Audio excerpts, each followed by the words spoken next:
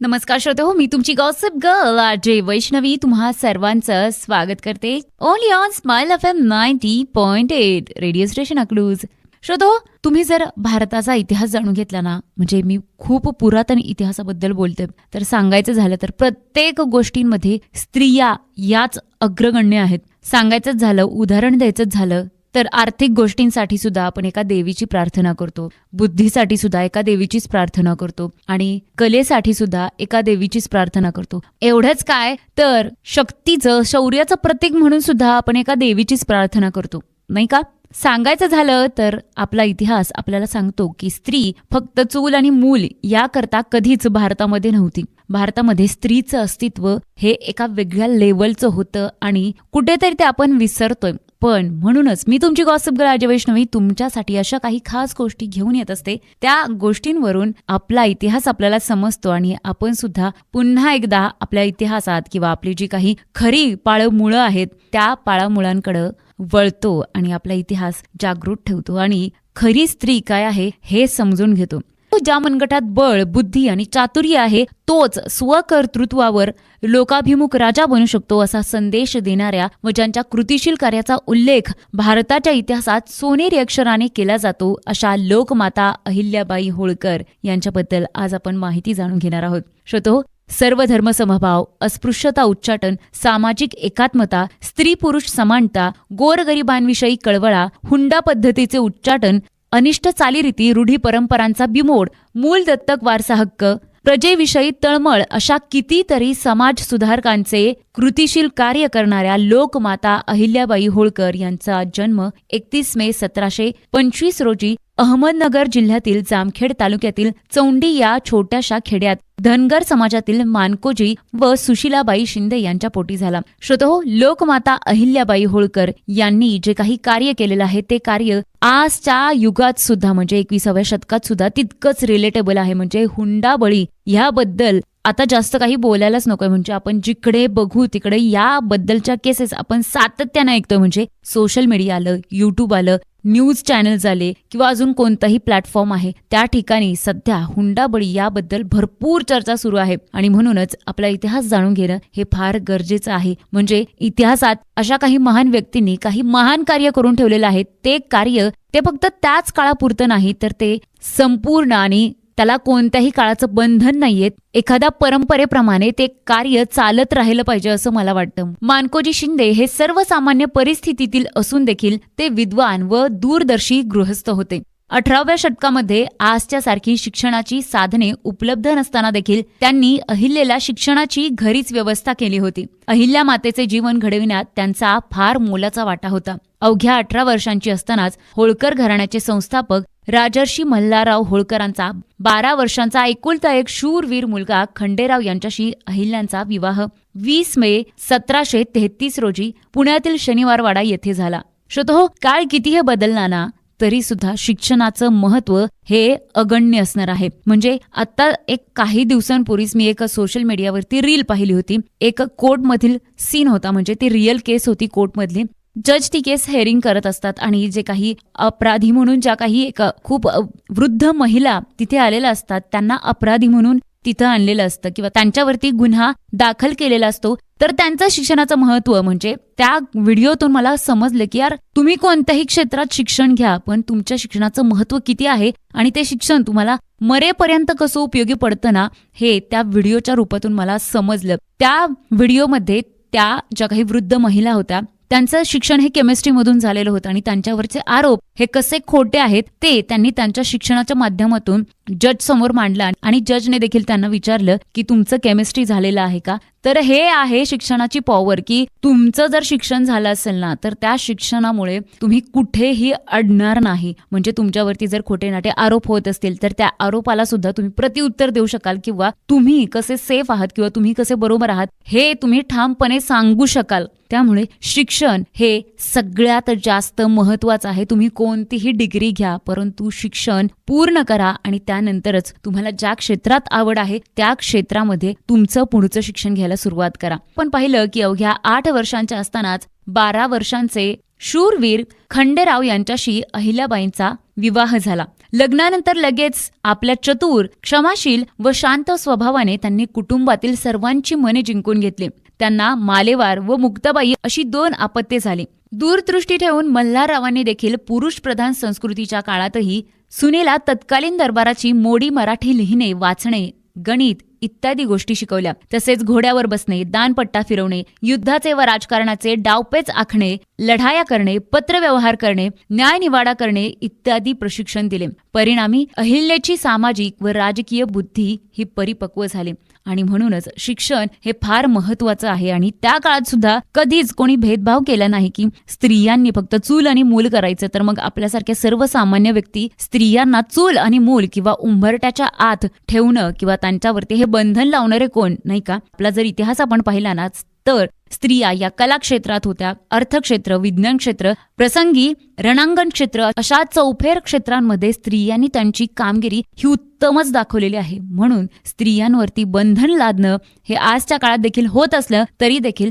ते खूप चुकीचं आहे. आणि तुम्ही जर त्यांना थोडासा वाव दिला तर नक्कीच ते तुमचं नाव कमावल्याशिवाय राहणार नाहीत. इसवी सन 1754 मध्ये कुंभेरीच्या लढाईत अहिल्यांचा शूरवीरपती खंडेराव यांना वीरमरण आले. वयाच्या अवघ्या 29व्या वर्षी वैधव्य आले असताना जुन्या रूढी परंपरेनुसार सती जाण्याचे नकारून त्यांनी पुरोगामित्वाचा परिचय दिला. सती न जाणे म्हणजे आयुष्यभर लोकनिंदा व चारित्र्यावर शिंतोडे हे माहीत असूनही सती जाणे तहकूब करण्यात अहिल्याबाईंनी जे मनोधैर्य दाखवले ते अद्वितीय आहे. आपण स्वती गेलो तर स्वर्ग मिळेल किंवा नाही कोण जाणे, परंतु जगलो तर लाखो प्रजाजनांना सुख देता येईल असा विचार करून अहिल्याबाईंनी प्रजेच्या हितासाठी जगण्याचा निर्णय घेतला व धर्म, रूढी, परंपरा या पलीकडे कर्तव्य महत्वाचे मानून रयतेला कल्याणकारी राज्य दिले. आणि या उलट आत्ताची जर कंडिशन बघायची झाली ना, तर कित्येक महिला याच विचाराने त्यांची स्वप्न सोडतात किंवा याच विचाराने त्यांची स्वप्न कुठेतरी मागेच विसरून जातात की बाबा घरातले परमिशन देतील का किंवा घरातल्यांना काय वाटेल, घरातल्यांनी जरी सपोर्ट केला तर बाहेरचे 4 लोक काय म्हणतील, जे 4 लोक कधीच आपल्या समोर येत नाहीत. त्या 4 लोकांचा विचार आपण नेहमी करत असतो आणि आपलं स्वप्न आपण नेहमीच कुठेतरी मागे टाकून देतो आणि जे आपल्याला पटत नाही त्या गोष्टी आपण सातत्याने करत असतो. तर कुठेतरी या गोष्टींना आळा यायला पाहिजे आणि सतत 4 लोक काय म्हणतील हा विचार करणं बंद करा. तुमचं आयुष्य आहे, तुम्हाला जगायचं आहे, ते तुम्ही कसं जगायचं हे तुमच्याच हातात आहे. एक गौर गोपालदास यांचा व्हिडिओ खूप सुंदर आहे की तुमच्या आयुष्याचा जर रिमोट तुम्ही इतरांच्या हातात दिला तर तुम्ही कधीच आनंदी राहू शकणार नाही. आणि जर तुम्हाला आनंदी आयुष्य जगायचं असेल तर तुमच्या आयुष्याचा रिमोट हा तुमच्याच हातात असला पाहिजे. म्हणून जगातील 4 लोक काय म्हणतील हा विचार न करता तुम्हाला काय वाटतंय, तुम्हाला काय योग्य वाटतंय, तुमचं काय स्वप्न आहे, कोणत्या गोष्टीमुळे तुम्हाला आनंद मिळतोय या गोष्टींवरती फोकस करा. बाकीचे 4 लोक तुम्ही त्यांच्या मनासारखं केलं काय किंवा नाही केलं काय तुम्हाला नावच ठेवणार आहेत. त्यामुळे सगळ्यात आधी स्वतःच्या मनाचा विचार करा आणि तो विचार करताना देखील आपल्या जवळपासच्या लोकांच्या मनाला त्रास होणार नाही याची खबरदारी मात्र जरूर घ्या. मल्हारराव होळकरांच्या मृत्यूनंतर 29 वर्षे अत्यंत यशस्वीपणे खऱ्या कल्याणकारी योजना काय असू शकतात आणि त्या कशा राबवल्या जाव्यात हे त्यांनी दाखवून दिले. सासरे मल्हारराव यांचा मृत्यू 20 मे 1766 साली झाला, तर मुलगा मालेवार यांचा मृत्यू 27 मार्च 1767 मध्ये झाला. अशी एकामागून एक दुःखे येत असतानाही अत्यंत धीराने आपली प्रजा सुखी, समाधानी आणि संपन्न बनवण्यासाठी स्वतःच्या दुःखाचा विचार न करता अहिल्याबाईंनी धर्मनिरपेक्षता, स्वातंत्र्य, बंधुता, समता आणि न्याय या तत्वाप्रमाणे राज्य केले. श्रोतो, आणि आज आपण जर बघितलं तर छोटंसं दुःख म्हणजे आत्ताची जी काही जनरेशन आहे, जेनझी किंवा त्याच्यानंतर आलेली जनरेशन, या जनरेशन जे आहेत ना, तर त्यांचं जर सांगायचं झालं ना की एखादा एक्झाम मध्ये कमी मार्क पडले किंवा 10वी 12वीतच कमी मार्क आले किंवा मग 10वी 12वी मध्ये फेल झाले, तर अशा वेळी ते अगदीच टोकाचा निर्णय घेतात. म्हणजे काय ताकद असेल त्या स्त्रीकडे, ज्या स्त्रीने आपला पती गमावला, पाठोपाठ आपले सासरे आणि त्या पाठोपाठ आपला मुलगा, आणि तरी सुद्धा न डगमगता ती स्त्री कणखरपणे उभी राहिली आणि फक्त स्वतःचाच विचार केला नाही तर प्रजेचा आणि समाजामध्ये काय चांगल्या गोष्टी आपल्याला घडवता येतील याचा त्या स्त्रीने विचार केला. म्हणून स्त्री शक्ती ही सगळ्यात महान आहे, हे कधीच विसरायला नकोय. आपण पाहिलं की अहिल्याबाईंच्या पतीनंतर त्यांचे सासरे आणि पाठोपाठ त्यांच्या मुलाचा मृत्यू झाला आणि त्यानंतर त्या दुःखाचा डोंगर सर करून प्रजेच्या सुखासाठी समाधानासाठी त्यांनी वेगवेगळ्या गोष्टी राबविल्या. परंतु या दरम्यान पेशवे रघुनाथराव यांना होळकरांच्या राज्याचा व दौलतीचा लोभ सुटला. त्यांनी पेशवाईत होळकरांचे राज्य विलीन करण्यासाठी 50,000ची फौज घेऊन इंदोरवर चढाई केली. हे वृत्त तेजस्विनी अहिल्याबाईंना कळताच खचून न जाता त्यांनी रघुनाथरावांना खलिता पाठविला. त्या म्हणतात, आपण माझे राज्य हिरावून घेण्याचे कपट रचून आलात, आमच्याकडील फितुरास गाठले, मला दुबळी समजलात की खुळी, दुःखात बुडालेल्यास अधिक बुडवावे हा तुमचा दुष्ट हेतू. माझ्या बरोबर युद्धात पारंगत असणाऱ्या स्त्रियांची फौज असेल, मी हरले तर कीर्ती करून जाईल. श्रोतो, कितीही वाईट प्रसंग आला तरी एक स्त्री डगमगली नाही ना, तर तिची जी काही क्रांती, तिचा जो काही इतिहास घडतो ना, तो हाच इतिहास आहे. म्हणजे आपलं सगळं हिरावून गेलंय, म्हणजे देवाने आपल्यावरती एवढा दुःखाचा प्रसंग आणलाय, त्या प्रसंगातही कोणीतरी आपल्यावरती, आपलीच व्यक्ती आपल्यावरती फितुराला गाठून आपल्यावरती चढाई करतय. अशा वेळी स्त्री शक्ती काय असते ना, हे दाखवून दिलं ते लोकमाता अहिल्याबाईंनी. आणि म्हणूनच आपला इतिहास आपल्याला सांगतो की स्त्री ही फक्त चूल आणि मूल यासाठी कधीच नव्हती, ती होती एक शूरवीर रणांगणा. हा इतिहास आपल्या येत्या पिढ्यांपर्यंत पोहोचवणं हे प्रत्येक भारतीयाचं कर्तव्य आहे आणि तेच कर्तव्याचं पालन मी नेहमी करत असते. पेशवे रघुनाथराव यांनी अहिल्याबाईंच्या राज्यावरती हल्ला करण्याचं प्रयोजन करून आले आणि त्यांना एक करारा जबाब देत अहिल्याबाईंनी चांगलंच सुनावलं. आणि त्या पुढे म्हणतात की पण आपण हरलात तर आपल्याला तोंड दाखवायला जागा उरणार नाही, म्हणून लढाईच्या भरीस न पडलात तर बरे. मी अबला आहे असे समजू नका. मी खांद्यावर भाले घेऊन समोर उभे राहिले तर पेशव्यांना भारी पडेल. वेळ पडली तर हत्तीच्या पायी साखळीशी बांधून तुमचे स्वागत न केले तर होळकरांच्या सुनेचे नाव लावणार नाही. मुत्सद्दी अहिल्या म्हणजे तळपती समशेर आणि लखलखती वीज होत्या. त्यांनी आपले आयुष्य लोककल्याणकारी कार्यासाठी वेचत असताना प्रदेशाची मर्यादा न घालता संपूर्ण भारतात कार्य केलेले आहे. संपूर्ण भारतात अनेक विहिरी, तलाव, कुंड, घाट बांधले आहेत, रस्ते, पूल निर्माण केले आहेत. जे काम भारताच्या शासन व्यवस्थेत सार्वजनिक बांधकाम विभागामार्फत केले जाते ते काम लोकमाता अहिल्याबाईंनी केले. उद्योगधंद्यांना व त्यांच्या विकासाला प्राधान्य दिले. आणि म्हणून एक स्त्री ज्यावेळी काही निर्णय घेते ना, तर ती तिच्या निर्णयावरती किती ठाम असते हे वेगळं सांगण्याची गरज नाही. आणि याचं जितं जागतं उदाहरण म्हणजे लोकमाता अहिल्याबाई होळकर.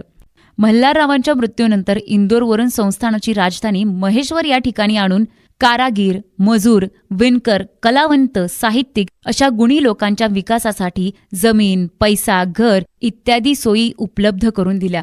आजही महेश्वरी साड्या, पैठणी, धोतर प्रसिद्ध आहेत. राज्यात पशुपक्षी यांना चारण्यासाठी त्यांनी कुरणे देखील राखली. मुंग्यांना साखर, पक्ष्यांना कणकेचा गोळा, उन्हाळ्यात वाटसरूंना पिण्यासाठी पानपोया, हिवाळ्यात गरजूंना गरम कपडे यांची सोय देखील त्यांनी केली. परंतु आज आपल्याला हे दृश्य असं पाहायला मिळतं खरं, परंतु ते फक्त आणि फक्त फेम मिळवण्यासाठी, काहीतरी सोशल मीडियावरती लाईक्स आणि फॉलोअर्स मिळवण्यासाठी हे फक्त कॅमेरा किंवा मोबाईलचा कॅमेरा ऑन करून हे सगळं करताना आपण सध्या सोशल मीडियावरती बघतच असतो. पण आपल्या राज्यात सूक्ष्मजीवही उपाशी राहू नयेत यासाठी दक्षता अहिल्याबाईंनी घेतली. दिव्यांग, अनाथ व असहाय्य लोकांचे पुनर्वसन केले. गोरगरिबांसाठी अन्नछत्रे व सदावर्ते चालविली.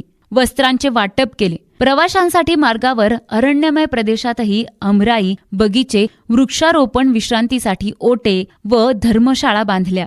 घाट बांधताना केवळ तज्ज्ञांची मतं विचारात न घेता प्रत्यक्ष त्या भागातील स्त्रियांना बोलून घाटाच्या पायऱ्या कशा हव्यात, कपडे धुताना बाळ कुठे ठेवायला सोयीस्कर पडेल, कपडे बदलताना खोल्या कुठे असाव्यात, इतक्या बारीक तपशिलासह घाट बांधून घेतले. श्रोतो, या गोष्टींवरून आपल्याला कळतं की अहिल्याबाईंची विचारसरणी ही किती पुढची होती. ते नेहमी दूरदृष्टीने विचार करायचे. सर्व धर्म समभावाचा आदर्श मिरवत मंदिरे, मशिदी, दर्गे व विहार बांधले, तर काही मंदिरांचा जीर्णोद्धार देखील केला. रस्ते व महारस्ते बांधल्यामुळे पर्यटनाला प्रोत्साहन मिळाले. मजुरांना काम मिळाले व सर्व जाती धर्माचे लोक एकत्र येऊन एकात्मता निर्माण झाली. राज्यातील दरोडेखोरांचा बंदोबस्त करणाऱ्या यशवंत फणसे या बहादुरासोबत स्वतःच्या एकुलत्या एक मुलीचा आंतरजातीय विवाह लावून जातीभेदाला तडा दिला. अहिल्याबाई ह्या समाजसुधारक होत्या. त्यांनी धर्मातील रूढी आणि परंपराचा आंधळेपणाने कधीही स्वीकार केला नाही. त्यांनी एकच धर्म पाळला आणि तो म्हणजे मानवता धर्म. प्रजेवर जास्त करांचा बोजा न लादता राज्याचा कोश समृद्ध केला. स्वतःचा खर्च मर्यादित करून खाजगी उत्पादनाचा उपयोग सुद्धा लोककल्याणासाठी केला. अशी एक ना अनेक विधायक कामे संपूर्ण भारतात केल्यामुळे त्या खऱ्या अर्थाने लोकमाता व राष्ट्र